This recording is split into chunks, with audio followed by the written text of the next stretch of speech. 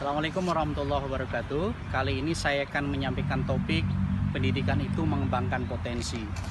Potensi itu seperti seed ya, atau bibit atau biji tanaman. Tanaman akan tumbuh karena ada bibit.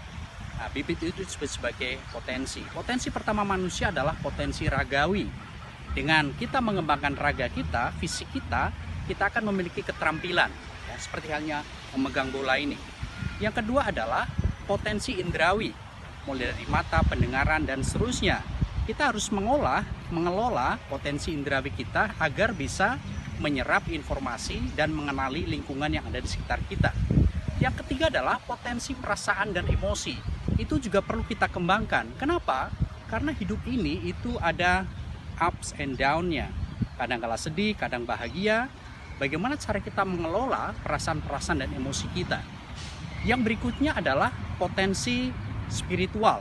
Potensi spiritual ini adalah terutama kalau kita sedang merasakan kesendirian, misalnya kita mencoba merenungi hakikat tentang hidup kita, siapa yang menciptakan kita, dan kemana kita akan berlabuh setelah kematian kita. Yang berikutnya adalah potensi pemikiran. Ya. Kita juga harus mengembangkan pemikiran kita. Melalui sekolah pendidikan, bagaimana kita bisa menyerap informasi atau mempersepsi, kemudian menyimpan informasi itu, kemudian belajar untuk memutuskan persoalan, itu juga bagian dari kemampuan berpikir. Jadi ada sekian banyak potensi yang perlu kita tumbuhkan, kembangkan melalui proses pembelajaran.